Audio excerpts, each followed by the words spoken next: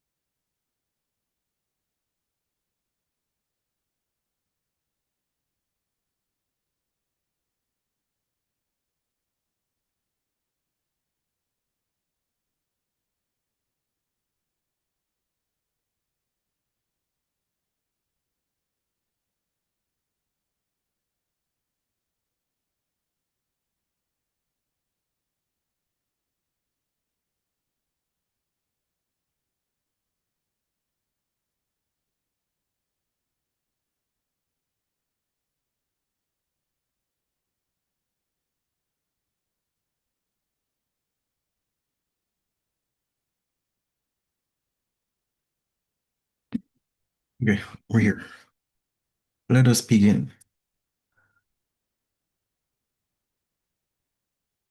Mm.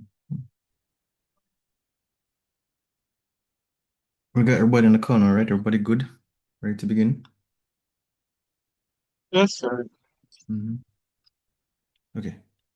So what we're going to be looking at today is Unit 6. We have finished Unit 5 on Tuesday. Um what we're going to be looking at here in Unit 6 is what I have here, COTS or commercial off-the-shelf products, right? But before that, just a quick recap of what we did in Unit 5. That would have been the last two sessions that we did. Unit 5 covered how you can test an integration, the different approaches that you can take, the steps, evaluation techniques, and data-driven methods.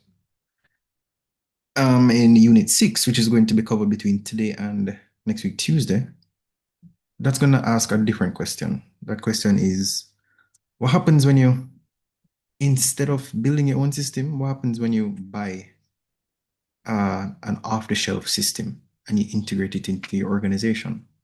So instead of building it, you buy an off-the-shelf ready-made system, right?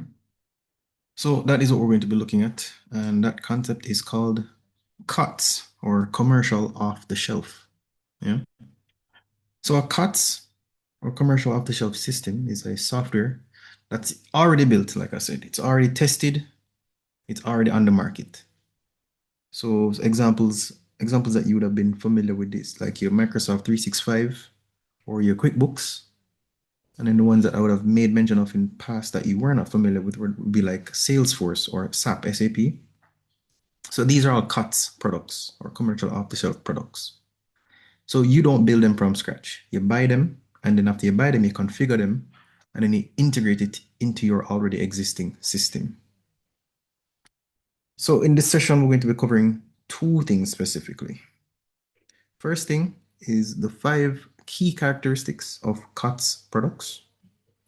We're going to be looking at what makes them different from custom built software, and why each characteristic is both an advantage and a disadvantage. So that's the first thing. The second thing we're going to be looking at is the 4 security implications that organizations need to consider when they're adopting a COTS platform or a COTS system. Yeah. So we'll talk about those two things today, and then we're going to talk a little bit more about strategic fit, functional integration, and some key considerations for COTS on Tuesday. Right? By the way, how's the classwork, the coursework assessment number 2? That's due today, right? Just a reminder. That's due today. How that going? Any questions for me on that? Anything I need to clarify, or are we good? Are we on track? We serious. But sir, Mm-hmm. um, it's in you have a word limit? Wait a minute. I'm not sharing my screen. Sorry. Yeah. Yes, there is a word limit. Why is that? Do you want to write more than the word limit? Not trying to. Okay. Just What's the concern? make, What's up? just making sure, um, just in case I see it, and like I'm thinking probably like, oh, we probably not that required, but like I wasn't going to go over it. Oh, Things like that. yeah. So there's a word limit. I'm pretty sure there's a word limit for all of the assessments that are posted. And you can just use it as a guide of how much you're expected to uh, talk about a particular thing when you're asked. Um, the rubric is in the document as well, right? Yes, sir. Yeah, man. So let the rubric guide you. So the But sir, rubric, yeah, so with that, that means that like it's just the answering section of the case studies is just those parts are where the word limits are. the word limit is for the entire document. I don't understand the question. Come again? So so like when we're answering the questions, is that Yeah. where the word limit starts? Yeah. As opposed to where? As opposed to like the the front page are if we're putting a table inside of it, Well, the like a front table of page wouldn't contents. count. Oh, table of contents. No, I guess table of contents wouldn't really count.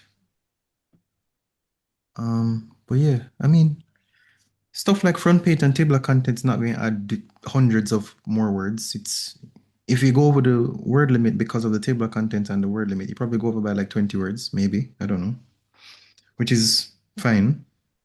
Like, for example, if the word limit is 1800 words and if you give me 1820, you're fine. That's fine. Oh, all right, then, sir. Yeah, those are some very oddly specific questions. I hope I Yeah, don't have to suspect any kind of weird behavior. no, sir. No, sir. Hmm. Yeah, man. Yeah, so just let it guide you as to how much effort you put into answering each question. It's not to say that you need to write a whole book for a whole question, yeah? Right. Yes, sir. Tariq, any concerns from you? No, sir, not from me. Okay, cool. All right. So let's get into it. Let's look at COTS. Wait, hold on. Did we already say this? Um, okay, yeah. Right. So I'm going to start with a clear definition first of all. COTS, or a commercial off-the-shelf system, that refers to a software product or software products that are commercially available. They're ready-made and they're sold to the general market. Right? They're not built for one specific organization. They're built for a market, which is going to be thousands or maybe millions of potential customers, depending on where it is or what the market is. So think of it like you're buying furniture. You could hire a carpenter to build a custom dining table for you, and the design would be exactly to your space. It would be exactly to your style and to your requirements. And you can think of that as like custom software. The alternative is you go to a furniture store and you buy a table that built already. It's already been tested. I want to say tested, I mean, like they've already weight tested it. They make sure that it's stable and sturdy. And you would find it on a showroom floor, which is ready for your viewing. You consider that to be COTS, or a commercial off-the-shelf system. The commercial off-the-shelf systems, they are faster in terms of being able to get them. So like the amount of time it takes between not having it and having it is a lot faster than the custom built one. It is usually cheaper as well than the custom built alternatives. And sometimes you'll find that they have a warranty on them as well. But it may not fit perfectly into your system. It may not fit perfectly in your dining room, right? So one of the key questions that you need to ask yourself when it comes down to commercial off-the-shelf systems is, does the trade-off between convenience and fit work for your organization? So we're going to be looking at some characteristics that are going to help you answer that. That makes sense so far? We all good? Yes, Yes, sir. sir. Mm-hmm. Damo, you said, yeah? Do you have any questions? Yeah, yes, sir. I'm fine, sir. Mm-hmm. Yeah. Mhm. Okay. So we have 5 characteristics that we're going to be looking at. And these characteristics, they define COTS products. Each one you can think of as a double-edged sword. So a particular characteristics that has a good and a bad side to it. Right? Both a disadvantage and potentially a disadvantage. What's all about? Both an advantage and potentially a disadvantage, depending on the situation. So, one sec. Right, okay. Um, you will get questions essentially asking for pros and cons as opposed to just looking at it from one side. Yeah. And the 5 that we're going to be looking at is our reduced cost, reliability, more maintainable, higher complexity, and also marketplace driven development. So we're going to go through each one. First one, reduced cost. Sorry. So first characteristic is reduced cost. So COTS products, they're generally cheaper than a custom built software, as I said, because the development cost is spread out across thousands of customers. So you'd only be paying for a fraction of what it would cost to build the same functionality from scratch, right? Instead of you seeking out a firm to build out an application that would be used across, just your organization, since you're the one that asks for the application to be built, you would foot the entire cost of development. But a ready-made system, an off-the-shelf product, that's going to be a lot cheaper because the development cost is going to be subsidized by the wide, vast majority of the market that's going to be paying for this application. So that's it's essentially going to offset the cost for anybody else that's going to be buying it, right? You can think of it like, suppose you went to PlayStation or Microsoft and you asked them to build a game for you, right? You would have to be the one to foot the entire cost of building that game. But if Microsoft or PlayStation decide, you know what, let's make a game, they can choose to make the game cost $60 or $70 or $80 because That in comparison to how much money it would take for them to build the whole game from scratch is going to be offset because they expect, if they do their market research, several people to buy their game, and several can come in the form of thousands or tens of thousands or hundreds of thousands or millions, depending on the game. Yeah. Make sense? Yes. Yes, sir. Yes, Mhm. Yes, sir. sir. So the advantage in this case is, like I said, cost saving for you as a person who's going to buy the application. For a government agency, that would be like taxpayers' money saved, right? For a business, that would be like a budget freed up for other priorities, which is good. And you get a fully working system without paying for a full development team, essentially. You wouldn't have to pay all the development teams wages or salaries, or you wouldn't have to pay their fees to get that application built for you. You just have to pay for the product. Okay. But here's a disadvantage. There is going to be an initial purchase price, and the initial purchase price is not necessarily going to tell you the whole story. COTS products, they often require customization that you're going to have to do to fit your specific needs. And that customization can potentially be expensive. It can come in the form of a licensing fee. It can look like an annual renewal, like in terms of subscription, so like an annual subscription. It can also come in the form of a per user charge, which is different from the like the amount of time that you have it for. So like if you have it for if you're paying for it monthly, that would be a per monthly charge. But then if you're going to have to, if it's a case where the application is charged based on the number of users and the amount of time you use it, then you find that you're going to be paying per month per user. All right. Um, where was I? Licensing fees are annual renewals or monthly renewals if it's monthly, per user charges, and also add-on modules. So add-on modules would be like if you have a case where the base form of the base form, the base form of the application um, isn't all that you need. You need to get some additional plugins or some add-ons that you need to add on to it to make it specific to your application. Those add-ons could come at an extra cost. Yeah.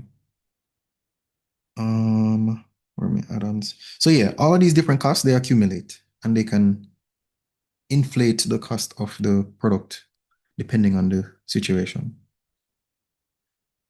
So sometimes a COTS product that looks cheap at purchase will end up costing more than a custom build over a certain amount of time. So like the upfront cost, that might be cheaper than doing it from scratch.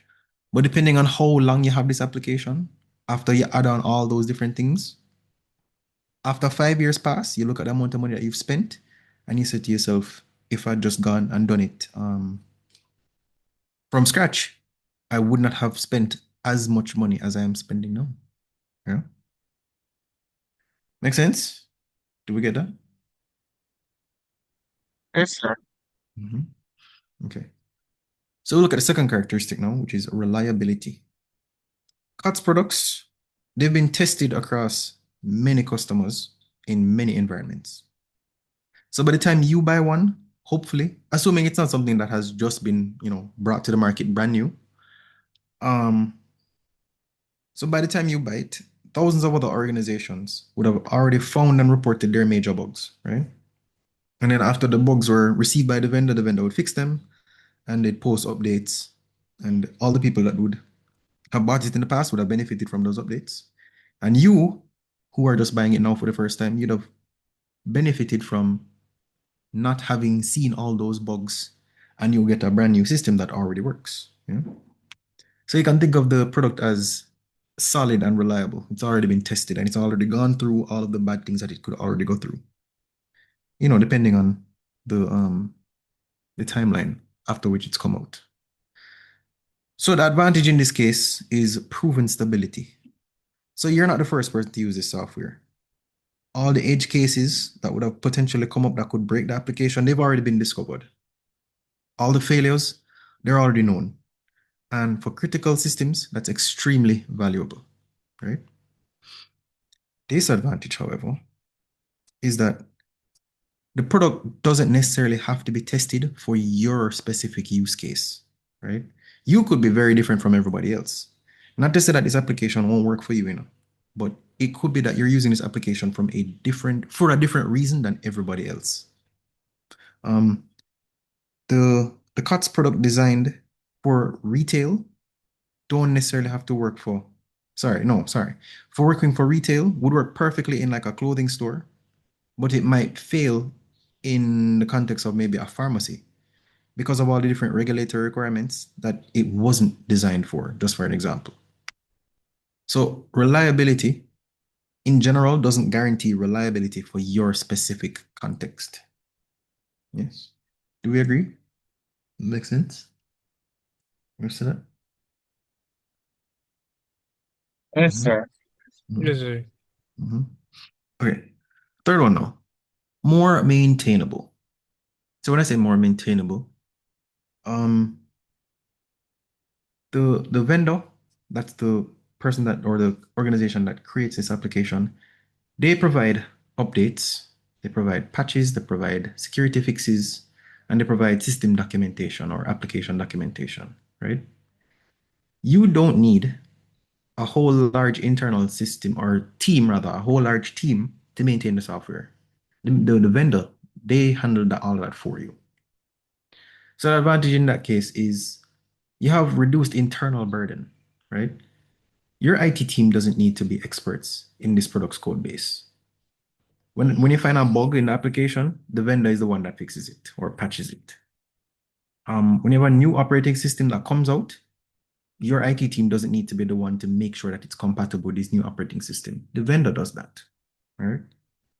Um, and all documentation that is required in order for whoever's going to be using it to know how to use it, that's going to be handled by the vendor as well. The vendor is going to update the existing documentation to account for all of the different changes, fixes, and features that come out after it's been built and updated, right? So you, as the person purchasing this application, you don't have to worry about that part. However, disadvantage is the dependency on the vendor, which is something similar to what we'd have talked about in the past, right? We have vendor lock-in. So if the vendor is slow to release a patch, then you just have to wait. If the vendor discontinues the product, then hush, you're stranded.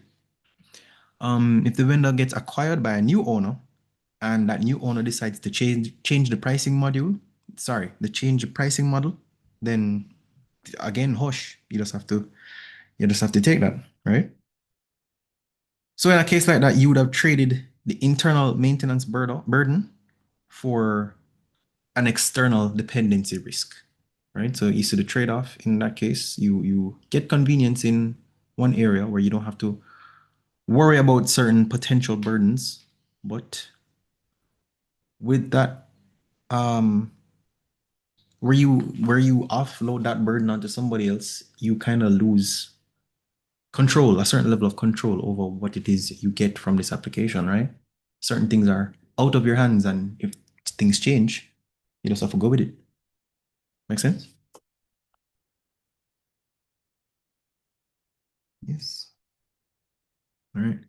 So the next one we're going to be looking at, characteristic four is higher complexity. So COTS products, they're designed for a very broad market, usually. They tend to include many features,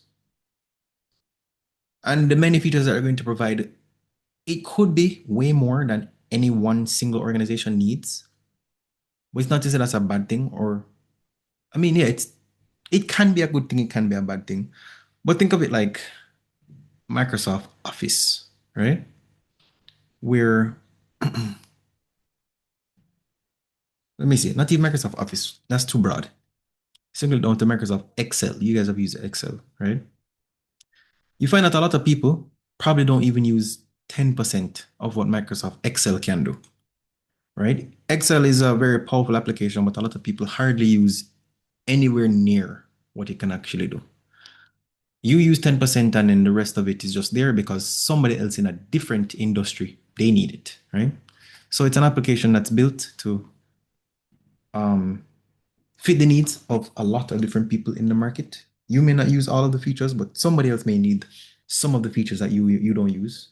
And you may use some features that somebody else probably doesn't use, right? So the advantage in this case is that the product is feature rich. So if you grow, if your system grows or your organization grows, and with the growth you have new requirements, the feature could potentially already be in the application waiting for you to use it, right?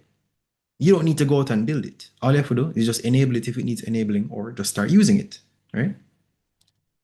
But the disadvantage is that all of those unused features can potentially create complexity. It means that the interface, the way the application looks, could be harder to learn because it's probably going to have a lot of different buttons and words that are going to or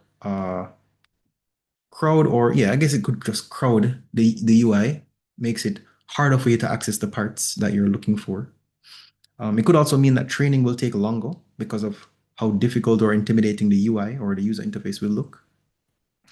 Integration, again, could become more difficult because you're going to have a lot more moving parts that you have to know of and consider. And the features that you don't use, they themselves could introduce new bugs. They could introduce new security vulnerabilities or configuration conflicts, stuff that you don't even care to know about because you're not even using those features. But it is entirely possible for one of those features to have a bug that could impact your system integration, which is not good. Right? So that's number 4. Number 5 now, which is our fifth characteristic that we need to look at. Our fifth and final characteristic is the market-driven development. So COTS products, they have a roadmap, and that roadmap is going to be driven by the market, the people that are going to buy the application or the system. And that roadmap is going to be determined by what the majority of customers want, not necessarily by what a single organization is going to need. So the vendor is going to build out features that will attract the most customers and generate the most revenue, right? So in this case, the advantage is that you have continuous innovation. The vendor, they're going to be constantly adding, adding new features. They're going to be improving performance. They're going to be responding to market trends, which is good for you. You benefit from this innovation, and you don't have to pay for any of the research and development yourself, right? Because the vendor is going to be doing all of this for the benefit of themselves, primarily. Secondarily, benefiting the people that are going to be using it, but the better they can make their application, the more reliable they can make it, um, the more people that they can get to buy in, the better it's going to be for the vendor because they make more money. Right? So you get to benefit from all of that without having to pay for all of the research and development. But the disadvantage is that your specific needs are not going to be prioritized or maybe won't be prioritized. I guess you can probably come down to how big your um, organization actually is and how big of an influence you may have on the market. But typically, the disadvantage comes in the form of your specific needs may not be prioritized. So, like if you're a government land agency and the vendor's biggest customers are um, commercial real estate firms, then the features that they build in the application, they may matter to you, right? Some features that would look like compliance with local land laws, that would be good for you. Specific reporting formats that are related to real estate. Integration with a GIS system, that would be very beneficial to you. Um, but it's not to say that just because you need those things, it doesn't mean that the vendor is going to actually build those features into the application, right? They may not be in the roadmap. So in a case like that, you as an organization, you would be at the mercy of the market. You'd be at the mercy of what it is the market at large in general wants, right? Make sense? Okay, so Yes, sir. question to you. Cool. I want to know which of these five characteristics do you think is the most dangerous for a government agency? Let me put them on the screen. Yeah, so I want you to tell me which one you think would be most dangerous to specifically a government agency. And I want you to tell me why as well, based on what we have gone through.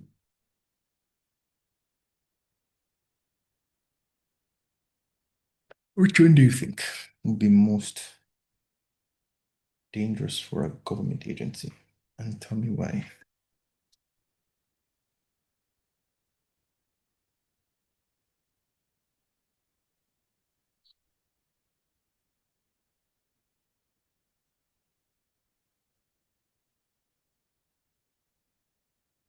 If there's any part of it you want me to repeat, I can do it again.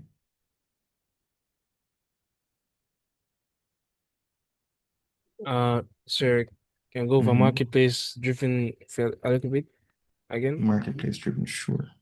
So the marketplace driven one talks about where the roadmap, the way that the vendor intends to build their application, the features that they include, they're not going to be specific to you as a single organization.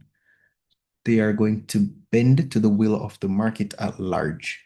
So if it is a case we're building a real estate application, they will build features that would benefit specifically real estate companies. Um, but if you are not a real estate company that does not benefit from these features, but you're somewhat related to real estate in a way, you can benefit from some of the features.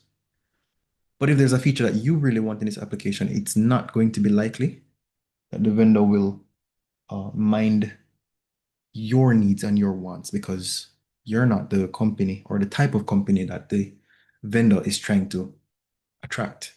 They're trying to attract real estate companies. So they're going to build real estate company related features. So it's driven by the marketplace. So what they decide to do and put in the app and what they decide to fix, well, not really what they decide to fix. What they decide to do, how they decide to build their application is going to be dependent on what they think, what they believe will be beneficial for a specific market.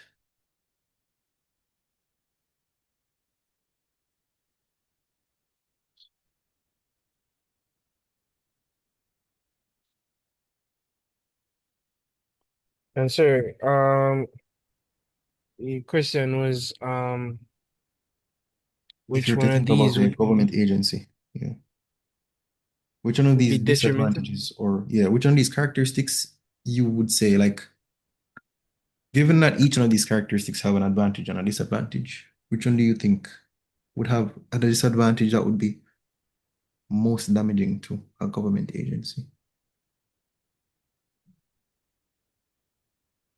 And again, just like all other questions I've been asking throughout the rest of the course, there are no wrong answers. I just want to hear you thinking.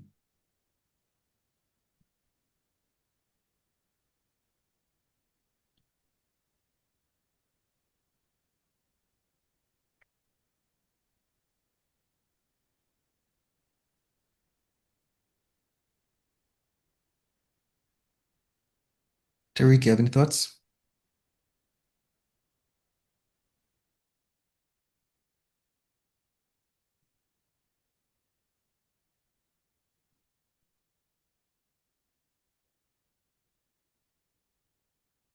No? Sure. Possibly marketplace driven. Okay, tell me why. Uh, since it's a government agency, Mhm. sorry, since it's a government agency, Mhm. you don't want them to have any particular like specifics that they're going to, because it's a general thing for most of the public will be using since Mhm. it's from the government. So as much as it's on the market, it would be on the marketplace, and according to the what you said, it'd be mostly driven based on what that specific uh the specific entity will be requiring. Um, I think possibly. the marketplace driven wouldn't benefit a government organization as much. Hmm. Okay. I will comment on that. Before that, Tariq, you have anything you want to contribute? That's a bit wrong. You It is not to say that the marketplace driven characteristic is wrong. It's just that I think your explanation needs a bit more polish. So I guess depending on what it is, yeah. So a question like this, it would very much depend on the context. So for a government operation, a government operation that may have very, very specific needs, if it is a case where they're using an application that is off the shelf, that does not cater to the operations that are being done specifically by the organization, you're going to find that the government organization is going to have to either look for an entirely different application, or they're going to have to look for, well, no, let me restate that. An entirely different application to replace the one that they're using, or they're going to have to find an entirely different application that works in addition to the one that they're currently using, which is probably going to be more upfront cost, more subscription cost potentially. Um, you may also find that because they're a government agency who is going to be like doing mission critical work that impacts other people, several people, for a potential like a company. If they have any issues and they're unable to, if they have any issues and they're unable to provide the output or the results that they're expected to by all the people that they serve, then they're going to have problems, right? So the problem in this case is that they may not, and when I say they, I mean the government agency, they may not have all of their needs met by the one application because they may not be using an application that's geared perfectly towards their needs, right? So they may not get the features that they need. Um, so that one is marketplace driven, a marketplace driven characteristic. You could also think of the maintainability characteristic. Um, so the maintainability, let me go back to that one. Maintainability characteristic. Yeah. So the vendor provides all of the updates, the patches, security fixes, and documentation, which is good because it means that the government doesn't need to hire any IT team to handle a case where the application has bugs or needs security patches, right? That gets offloaded onto the vendor. But the problem is, if the government agency is using this application and it's working perfectly fine, and let's say it has all the features that they need, but one day they have a bug. They can't go down to the IT team and say, hey, look, I found a bug. Fix it now, right? Them can't do that. They could report the bug to the vendor, but remember, the vendor does not work for the government. They work for themselves and they work to please everybody. So it could potentially be a case where they find a bug, the government agency finds a bug that could maybe be like a seemingly generally insignificant bug. And I say generally because the bug could be insignificant to the wider market, but it's causing problems, critical problems for the government agency. The vendor don't business that you're a government agency. They're here to make money and they're making money from all the other people that don't have a problem. So it's not to say that they won't fix the bug, but they may not prioritize the bug, right? And while they're working on fixing the bug at their own pace, the government agency is going to have to sit and wait until they fix it. What can they do? Not very much, right? Same thing if the price changes. If it's a case where they expect to be paying, I don't know, $100,000 a year for this application, and then the application gets acquired by somebody else, a different company, a different vendor. Now they have to pay $250,000 a year. What are they gonna do? Them can't do nothing at all. Them just have to pay it. Either pay it or find somebody else. And if they have to find somebody else, they're going to have to go through different integration pipelines or processes to apply this new system into their existing organization, which is not good for them because that could potentially mean downtime. Yeah. So that's maintainability. Let me see. Is there another one? Market driven. Yeah. Either those two or any one of them, to be honest. Like I said, depends very much on the context. But those examples that I gave, do they make sense? Do they help you understand a bit better? Yes. Oh, yes, sir. Mm-hmm. Okay. To where am I? Okay. So now we're going to shift into security implications, the four security implications, right? When you adopt a COTS software, what you're doing is you're bringing somebody else's code into your organization, something that you're going to have to trust. You didn't write it, or you didn't hire anybody to write it. You didn't have any kind of overseeing, or what I want to say. You didn't have eyes on the development of this application, right? You didn't get to inspect any of the code that went into building this application. So you are just going to have to trust the vendor that they built something secure for your organization. And then that trust needs to be backed by due diligence, right? So there are four security implications that we're going to be covering in this session. And each one is going to be especially important for government agencies and organizations handling sensitive data. All right. Okay, so the first implication. Oh, wait, where was that before this? Oh, this slide. Oh, yeah. So these are the four implications that we're going to be covering. The first one we're going to be looking at is the supply chain risk. Okay, so software supply chain risk. COTS products, they don't exist in isolation. They're built using libraries, frameworks, and components potentially from other vendors and other open source projects, right? The COTS vendor, they might have written maybe 50 or 60% of the code, but the other 50 or 40% of the code would have come from third parties. Like I said, other open source projects or other libraries and frameworks, right? So if any of the components in the supply chain have a vulnerability, and when I say supply chain, what I mean is aside from the code that the vendor themselves wrote manually by themselves, if any one of the other libraries or frameworks or third party open source projects that they're dependent on has a problem, then they are going to inherit that problem into their code.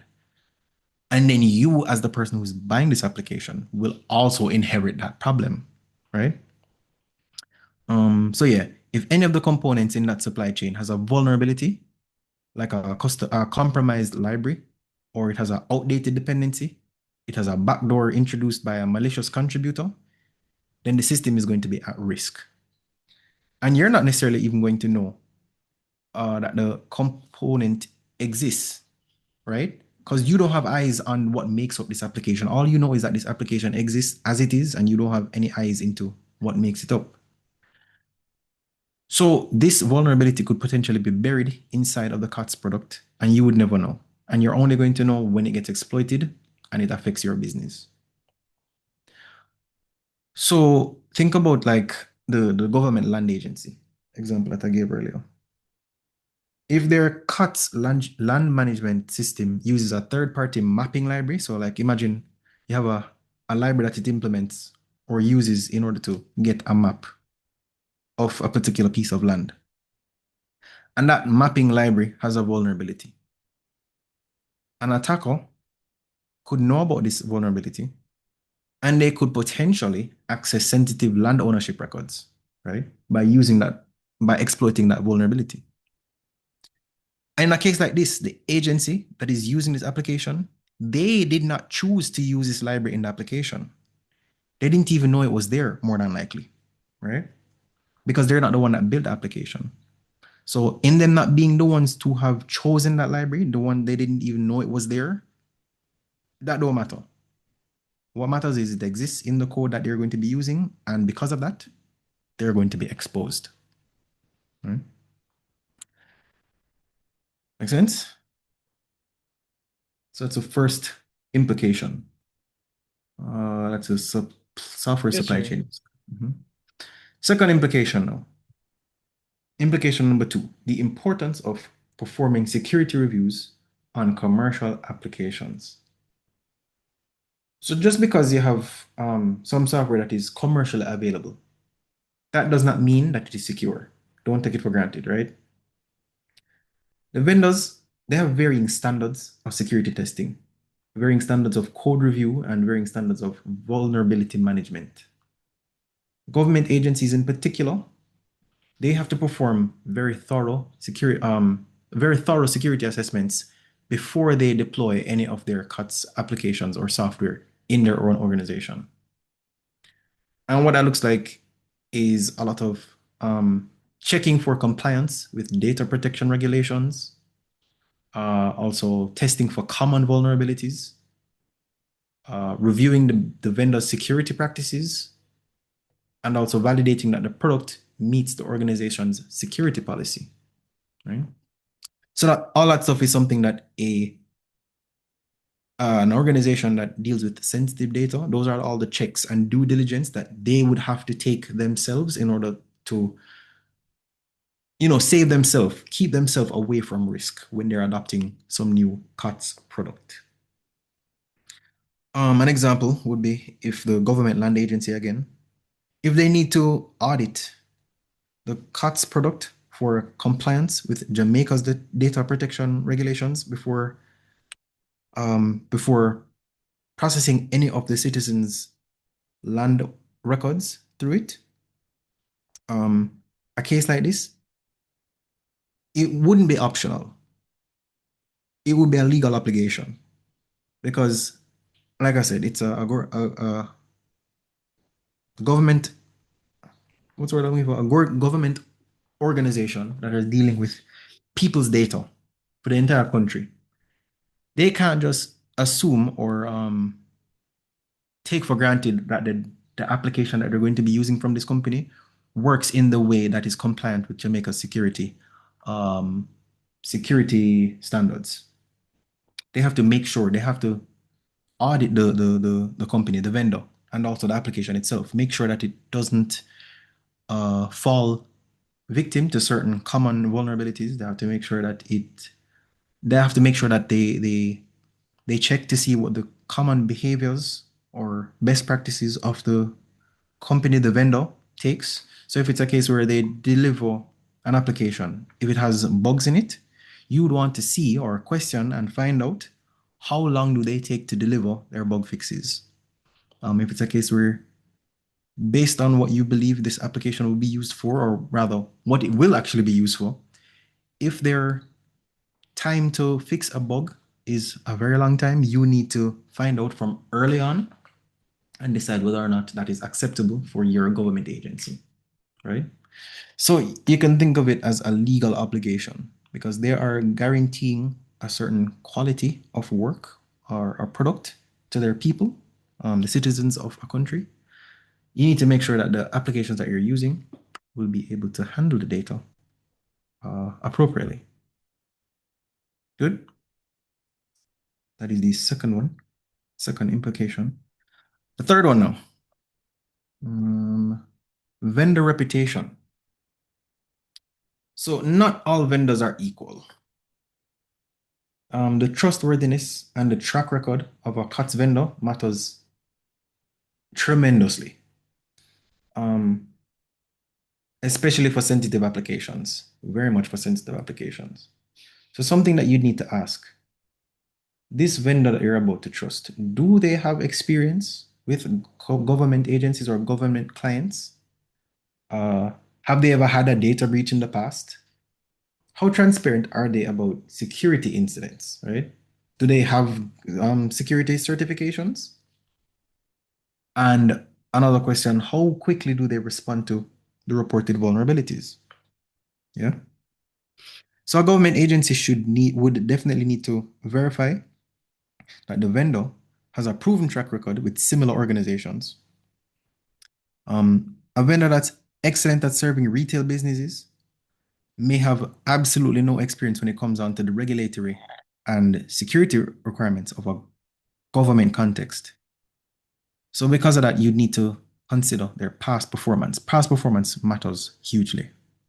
Make sense? Yes, sir. Mm-hmm.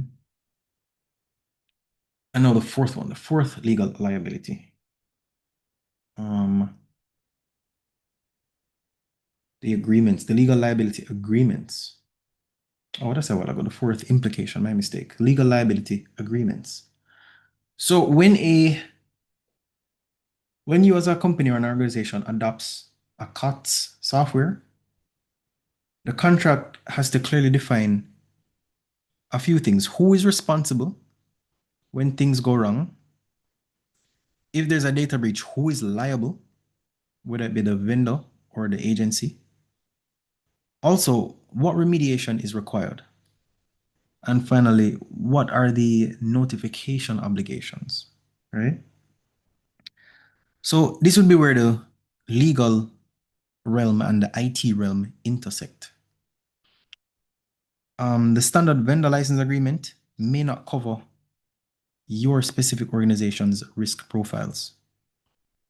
Government agencies will often need they'll often need to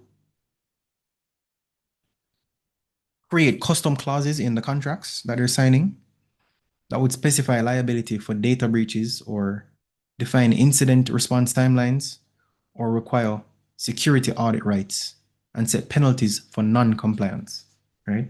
So they would have to go in, and if it's a case where the off-the-shelf version of the agreements that the vendor is proposing to the market, if it is a case where a government agency is going to be using this application, then they would approach the vendor and ask them to change certain things or make modifications to the contracts that they're signing to say that, if something goes wrong, they need to clearly specify who is at fault or who is at risk or who is supposed to be accountable for these faults, right?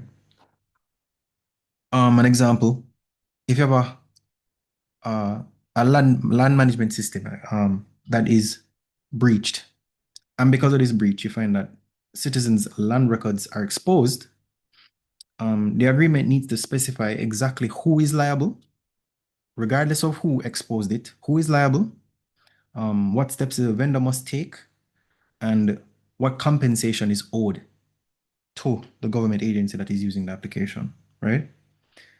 So without these specific clauses in the contract or the terms of service, the agency would carry all of the risk, right?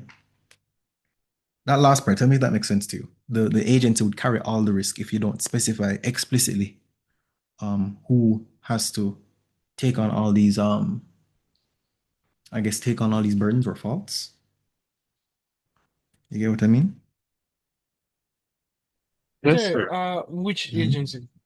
The agency that is purchasing or using the application. Essentially, what it's saying is if you buy this application as is, if anything go wrong, you have to be the one to fix it, or not fix it, but like it's your problem. You're being the agency that is using the application. If anything goes wrong with the application and anybody's affected by it, it's your problem. You're being the agency. So basically, So you'd it's be like the responsible for the sensitive data and so. Right. That's being the agency. Damn, what were you saying? you're saying um it's not the people that make the application will Right. It be would on not be. responsibility. All right, that makes sense. Right. So, and what we're saying in a case like this, as a way to try to mitigate this, instead of just getting the application and using it as is, in addition to getting the application, you also approach the vendor and you introduce different changes or changes in clauses. When I say clause, I mean just like an amendment to a contract or a terms of service agreement to say that because you may foresee a potential breach or just as a way to cover yourself in the event of a breach, since it's a case where the vendor of the application is guaranteeing a certain level of confidence or security, they want to put in writing, yes, you guys say that you are confident and you do your best practice and your application is secure, But just in case something goes wrong, in case there's a breach or an exploit, I'm going to blame you guys. And then the vendor is going to say, yes, we trust our own application. And if something go wrong, you can blame us. All right, cool. Since we can blame you, if something go wrong, how much money are you going to pay us? Or how much money that we paid you are you going to give us back because your application failed? And then they'll come with an agreement and say, all right, fine. We believe that our application is solid and secure.